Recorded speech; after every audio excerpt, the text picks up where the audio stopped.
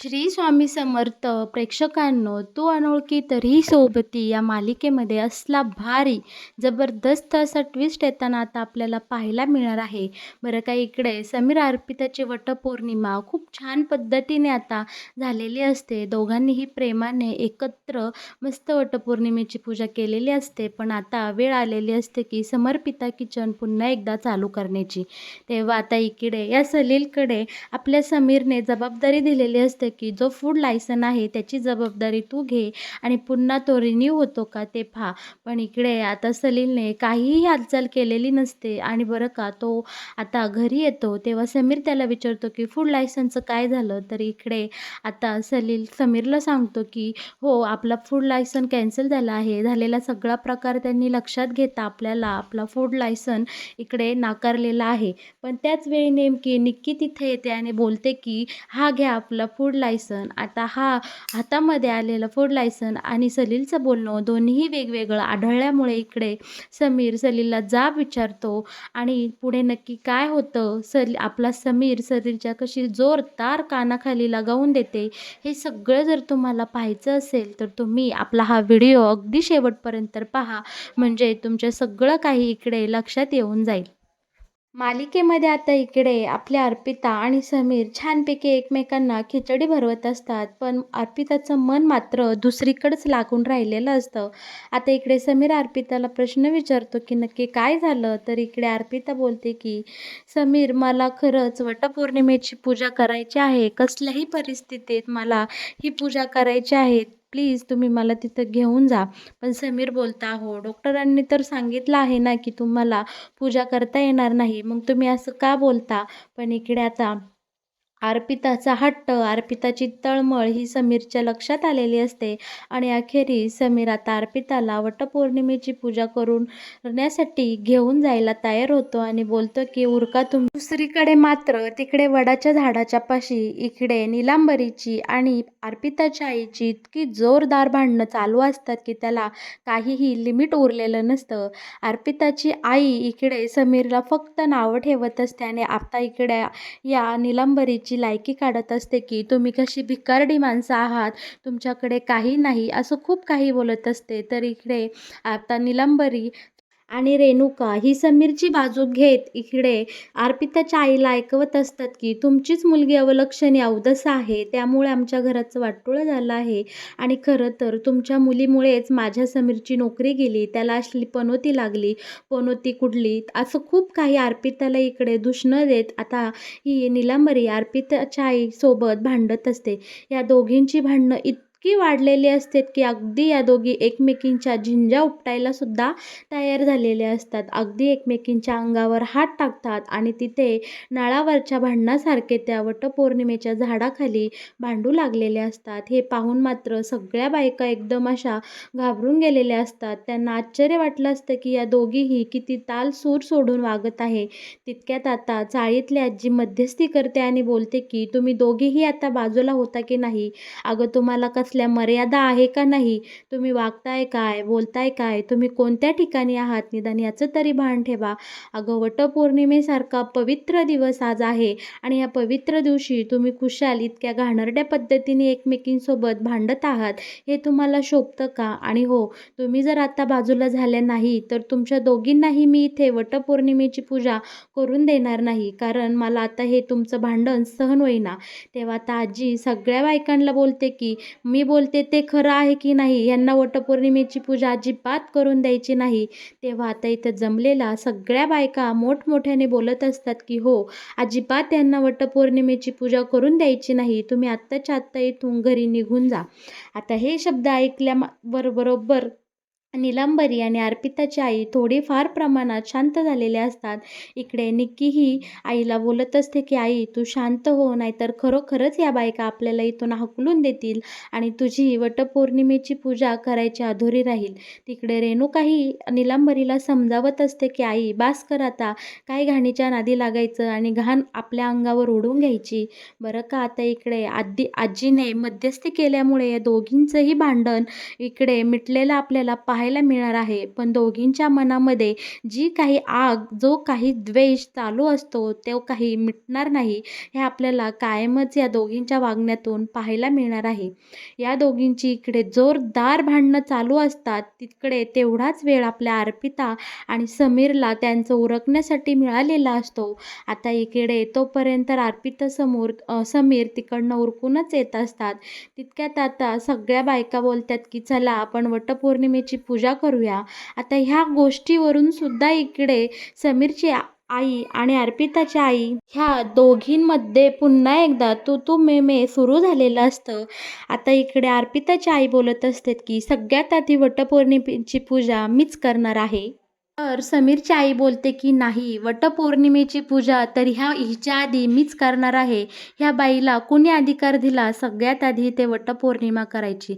आणि पुन्हा या गोष्टीवरून या दोघींमध्ये भांडण पेटणार. तोच आता इकडे मध्येच आवाज येतो की नाही, सगळ्यात आधी वटपौर्णिमा मीच करणार. तेव्हा सगळ्यांचं लक्ष त्या आवाजाच्या दिशेने जाते. तर तो आवाज दुसरा तिसरा कोणाचा नसून राजसीचा असतो. राजसी बोलत असते की तुम्ही सगळ्या जणी जरा वेट करा, कारण मी समीरच्या नावाने सगळ्यात आधी वटपौर्णिमेची पूजा इथे करणार आहे. हे ऐकताच मात्र आता इकडे नीलांबरी मुद्दामून इकडं अर्पिताच्या आईला चिथून देते की हे बघ, तुझी मुलगी किती कर्मदरिंद्री आहे, किती पालती आहे. तिला तिच्या नवऱ्याच्या नावाने पहिली वटपौर्णिमासुद्धा इकडे साजरी करता येत नाही. आता माझ्या समीरच्या नावाने ही सुंदर राजसीच पूजा करणार आहे आणि तुझी अवलक्षणी मुलगी घरी अंतरुणावर पडून आहे. आता हे शब्द ऐकताच मात्र इकडे आता अर्पिताच्या आईला थोडंफार का होईना वाईट वाटत असतं. आणि ही राजसी मोठ्या नाकावर टिचून म्हणजे ह्या अर्पिताच्या आईच्या समोरून एकदम पुढे जाते आणि बोलते की आता माझ्या समीरच्या नावाने मीच पूजा करणार. आणि तिला खूप असा कॉन्फिडन्स आलेला असतो आणि तिला वाटतं की खरंच मी किती लकी आहे आणि मी माझ्या समीरच्या नावाने अर्पिताकडून उसनं घेतलेल्या कुंकवाच्या नावाने आज वटपौर्णिमा साजरी करणार. अगदी नटून थटून सगळ्या बायकांसमोरून ठेचात ही आता इकडे वडाच्या झाडापाशी जाते. पण तितक्यात इकडे रिक्षा आल्याचा आवाज येतो आणि सगळ्या बायकांचं लक्ष पाठीमागे लागून राहिलेलं असतं की नक्की कोण आलंय. आणि बरं का, आता इकडे रिक्षातून दुसरं तिसरं कोणी नसून आपली समीर अर्पिता वटपौर्णिमेची पूजा करण्यासाठी आलेले असतात. त्यांना पाहून इकडे अर्पिताच्या आईला खरं तर आनंद होतो, पण ती तसं दाखवत नाही. पण इकडे नीलांबरी आणि रेणुका मात्र आश्चर्याने समीरकडं पाहत असतात. आणि इकडे आता वटपौर्णिमा साजरी करण्यासाठी पुढे सरकलेली राजसी ही रिक्षाकडे पाहू लागते. तेव्हा समीर अर्पिता मोठ्या थाटामध्ये रिक्षातून उतरतात आणि बोलतात की राजसी मॅडम, तुमचा वेळ चुकले आहे, कारण आता मी इथं आलेले आहे आणि माझ्या समीरच्या नावाने मीच पूजा करणार.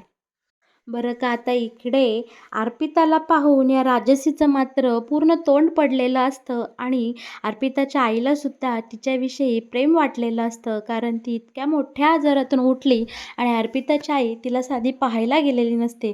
आता इथून उतरल्याबरोबरच अर्पिताचं लक्षही आईकडे जातं आणि अर्पिता हळवी होते.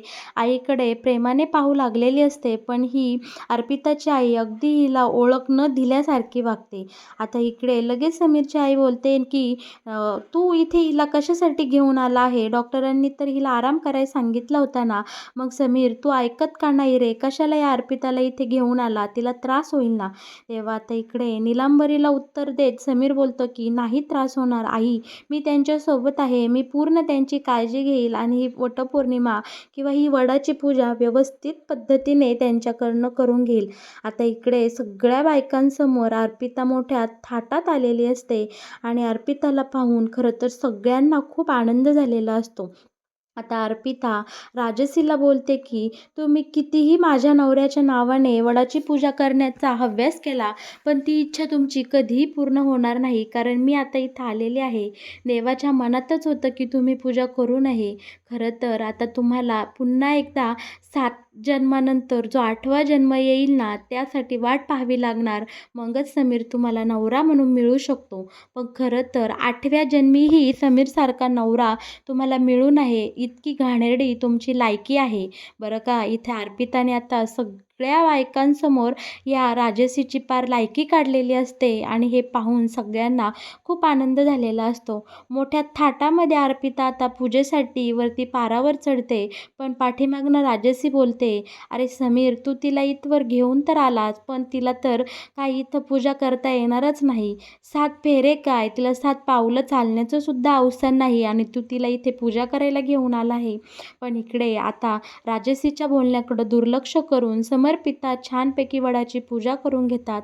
अर्पिता मनोभावे इकडे वडाला पुजते, छान फूल वाहते, फळ वाहते आणि समीरसुद्धा मनोभावे वडाची पूजा करतो आणि दोघेही मनातल्या मनात बोलतात की मला समीरसारखा नवरा मिळू दे आणि मला अर्पिता मॅडमसारखी बायको मिळू दे. अगदी वडाला दोघेही मनोभावे साकडं घालत असतात. आता इकडे आपल्याला असं पाहायला मिळणार आहे की आजारामुळे आपल्या अर्पिताला उभं राहता येत नाही आणि ती खूप नैराश्य झालेलं असतं. सगळ्या बायका इकडे आता टक लावून पाहत असतात की अर्पिता कशा पद्धतीने वडाचे फेरे पूर्ण करणार. तितक्यात आता समीर बोलतो की थांबा तुम्ही 2 मिनटं, मी आलोच. तेव्हा आता इकडे समीर गेल्यानंतर ही राजसी आपल्या अर्पिताला बोलत असते की तो रिक्षा आणायला गेला आहे, कारण वटपौर्णिमेची पूजा तुझी पूर्ण होणार नाही. वडाला फेरे घेतल्याशिवाय ही पूजा पूर्णही होत नाही. त्यामुळे अर्पिता, तू जरी इथे आली ना तरी तुझी पूजा अपूर्ण राहिली आहे. तेव्हा आता इकडे खालून अर्पिताची वहिनीही बोलते की हो, कल्याणी बोलते की आई, तुम्ही बोलल्या होत्या ना 7 फेरे पूर्ण घेतल्याशिवाय ही पूजा पूर्ण होत नाही. शिवाय नीलांबरीसुद्धा बोलते की बघ, तुझी मुलगी किती कळमदळिंद्री आहे, इथवर येऊनसुद्धा तिला तिची पूजा पूर्ण करता आली नाही.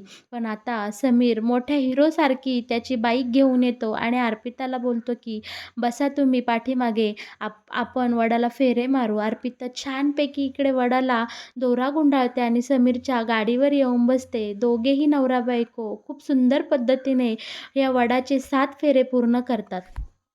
तेव्हा आता अर्पिताची आई या समीरच्या आईला ऐकावणं करते की बघ, आम्ही आमच्या घरून चांगलीच मुलगी तुझ्या घरी पाठवली होती. तुझ्या मुलाचे कर्मदळिंद्री आहे म्हणून माझ्या अर्पिताला इतकं सारं दुःख भोगावं लागत आहे. आणि इकडे बघ, माझ्या मुलीच्या नशिबी वटपौर्णिमेची पूजा करण्याचं सौभाग्य होतंच आणि ते पूर्ण झालं. अशा तिखट शब्दामध्ये आता या अर्पिताच्या आईने नीलांबरीची चांगलीच कानउघडणी केलेलं आपल्याला पाहायला मिळणार आहे. तोपर्यंत इकडे समीर अर्पिताने छानपैकी वडाचे 7 फेरे मस्तपैकी गाडीवर बसून पूर्ण केलेले असतात आणि हे सगळं पाहून तिथं जमलेल्या सगळ्या बायका अगदी जोरदार मस्तपैकी या दोघांसाठी टाळ्या वाजवतात आणि सगळेजण समीर अर्पिताचं कौतुक करतात. हे पाहून मात्र राजसीला इकडे खूप राग आलेला असतो. ती पूजेची थाळी दणकेने खाली आपटते आणि तिथून तोऱ्या ताठ्याने निघून जाते, कारण इकडे आता राजसीचा खूप अपमान झालेला असतो आणि ती खूप तोंडावर पडलेली आपल्याला इकडे पाहायला मिळणार आहे. आपल्या समर्पिताची वटपौर्णिमा खूप सुखासमाधानाने झालेली असते. दोघेही अगदी एकमेकांच्या प्रेमात असतात. आता घरी जातात बरं का. आता त्यांचा पुढचा निर्णय म्हणजे आपलं किचन चालू करायचं. समर्पिता किचन लवकरात लवकर चालू करून आपला जो काही बिझनेस आहे तो पुन्हा नव्याने सुरू करायचा. या सगळ्या गोष्टींसाठी आता अर्पिताचं मन तयार झालेलं असतं आणि ती समीरकडे अशी तिची बाजूसुद्धा मांडते. तेव्हा समीर बोलतो की हो अर्पिता मॅडम, आपल्याला आपलं समर्पिता किचन लवकरात लवकर पूर्ण करायचं आहे, चालू करायचं आहे. तशी मी तयारीसुद्धा चालू केली आहे. निकीला बॅनर बनवायला सांगितले, शिवाय आपल्या सलीलला फूड लायसन पुन्हा रिन्यू करण्यासाठी सांगितलेलं आहे. आता इकडे अर्पिता आणि समीर पुन्हा एकदा नव्या उमेदीने इकडे नवीन स्वप्न पाहू लागलेले असतात. ते दोघे एकमेकांसोबत खूप सुंदर पद्धतीने गप्पा मारत असतात की चला, आता आपला फूड लायसन आला की आपला बिझनेस पुन्हा एकदा चालू होईल, आपली आर्थिक परिस्थिती सुधारेल आणि आपल्याकडं पैसे यायला सुरुवात झाली की सगळ्यांची मनं अगदी शांत होऊन जाईल. आता इकडे तितक्याच तिथे आता सलील येतो आणि लगेच समीर सलीलला जाऊन विचारतो की सलील, मी तुला जे फूड लायसन रिन्यू करायला सांगितलं होतं त्याचं काय झालं पुढे? आपलं काम झालं का? तेव्हा सलील समीर पुढे येतो आणि अगदी खाली मान घालतो आणि काहीही बोलत नाही आणि त्याला सांगतो की "अरे दादा, आपलं फूड लायसन मिळालं नाही कारण इकडे काय झालं, आपला हा जो झाला सगळा प्रकार किचनमध्ये घडला त्याची शहानिशा त्यांनी केली आणि त्यामुळे आपण व्यवस्थित काम करत नाही किंवा सुरक्षित वातावरणात आपलं किचन चालवत नाही. या सगळ्या कारणांमुळे आपल्याला आपलं फूड लायसन पुन्हा मिळालेलं नाही. त्यांनी खूप सारी चौकशी केली, पण आता आपलं फूड लायसन त्यांनी कॅन्सल केलं. आपल्याला ते मिळालं नाही. हे ऐकताच मात्र समीर अर्पिता खूप उदास होतात. त्यांना खूप वाईट वाटलेलं असतं. अर्पिताच्या डोळ्यातून अगदी अश्रू निघतात आणि बोलतात, की "समीर, आपण एवढं मोठं स्वप्न पाहिलं होतं आणि ते आपलं अपुरं राहिलं. आता समर्पिता किचन पुन्हा कधीही चालू होणार नाही." तेव्हा समीर आपल्या अर्पिताची समजूत काढतच असतो. सलीलही तिथेच उभा असतो. तितक्यात निक्की येते आणि बोलते, की "सरप्राईज! आज खूप काही आनंदाची गोष्ट आहे. जीजू, हे घ्या आपलं समर्पिता किचनचं लायसन्स." आता इकडे ही लायसन्स हातात पाहून समीर लगेच आपल्या सलीलला जाब विचारतो, की "सलील, हा काय प्रकार आहे नक्की? निक्कीने तर आपलं फूड लायसन घेऊन आली आहे आणि तू का बरं नाही बोललास? नक्की हे काय विषय आहे? तू आमच्यासोबत खोटं का बोललास?" इकडे आता सलील आपल्या समीरची उत्तरं द्यायला तू मम करू लागलेला असतो आणि हे पाहताच आता डायरेक्ट इकडे समीर सलीलच्या कॉलरला हात घालतो आणि सलीलच्या सनकेनी कानाखाली लगावून देतो आणि बोलतो, की "तू खोटं का बोललास? नक्की तू यामध्ये काय गडबड केली आहे? पटकन मला खरं सांग." तेव्हा निक्कीही आता समीर जीजूंना बोलते, की "अहो जीजू थांबा." आणि आता सलीलला विचारते, की "सलील, तू खोटं का बोलला? आपलं फूड लायसन तर आलं होतं. तुला माहिती होतं. मग तू जीजूंसोबत खोटं का बोलत आहे?" तेव्हा आता इकडे खरं तर हा सलील राजश्रीच्या सांगण्यावरून असं खोटं बोलणार होता आणि हे अप्रूव्ह झालेलं फूड लायसन तो फाडून टाकणार होता किंवा काहीतरी त्याचा बंदोबस्त करून समीर अर्पितासमोर कधीही पोहोचणार नाही याची तो पूर्णपणे जबाबदारी घेणार होता. पण आता समीरला हा सलील नक्की काय उत्तर देतो हे पाहायला आपल्याला खरंच खूप मजा येणार आहे.